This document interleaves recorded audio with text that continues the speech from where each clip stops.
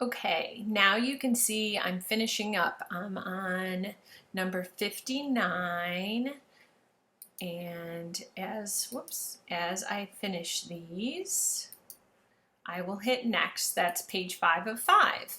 I've answered all of the questions. If I had any that I wanted to change or I was unsure about, I could go back and change those. But I think going with your first choice is probably the best way to finish off this profiler. So here are my profiler results. They are divided into groups, starting with realistic. And as you can see my scores, we will each get different scores. And again, this isn't a test, it's just trying to figure out what your interests are and what you would be best at. So if you click on realistic, it explains that people with realistic interests like work that includes practical, hands-on problems and answers. Often people with realistic interests do not like careers that involve paperwork or working closely with others. They like working with plants and animals, real-world materials like wood, tools and machinery, and outside work. For investigative, if you received a high score in that one, your interests include work that has to do with ideas and thinking rather than physical activity or leading people. They like to search for facts or figure out problems. Artistic people have interests in work that deals with the artistic side of things, such as acting, music, art, and design. They like creativity in their work and work that can be done without following a set of rules. Social people have interests working with others to help them learn and grow. They like working with people more than working with objects, machines, and information. They like teaching, giving advice, helping, and being of service to people.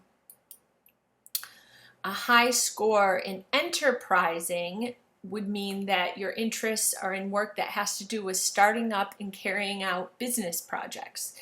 These people take action rather than thinking about things. They like persuading and leading people, making decisions, taking risks for profits. And finally, conventional people have interest in work that follows very set procedures and routines. They prefer working with information and paying attention to details rather than working with ideas. They like working with clear rules and would prefer to follow a strong leader. As you can see, if you press the print button and you have a printer attached to your computer, you could print this information about each of these particular interests. As you look at my scores, you can see that my highest score is in social, and then I have a tie between artistic and enterprising. Other people might have a high score in conventional, and that's what makes us all different, obviously. So if we move on to next, the next question it's going to ask is about your education and training. So each career is in one of 5 job zones, which are groups of careers that need the same level of experience, education, and training. Different careers need different amounts of preparation. You will be asked to pick a job zone, and then using your job zone and your interests, it will help you identify careers that might be right for you. When picking your job zone, you can choose your current job zone, or basically if taking the current experience you have as well as education and training, or we could project into the future with more training, experience, and education. You can play around with this quite a bit, so you don't have to pick just one. So, select each job zone below to read more about the experience, education, and training needed. So, if you go through each of these, it will explain how much experience and preparation you would need. So, if you are looking for a job right now and you don't want to do anything extra to get that job, you would want little or no preparation needed.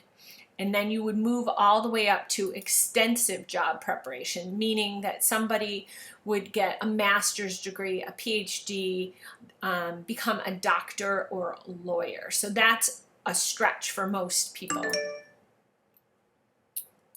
And again, you can print all of these as well. So I'm going to select something in job zone 1 because I want to find out what jobs I could do now with little or no training.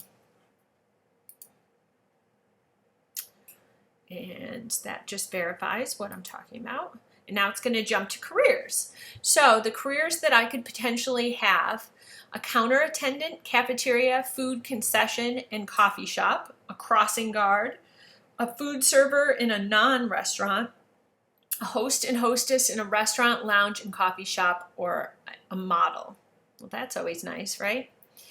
So if we press find more careers, we can continue to go in that direction.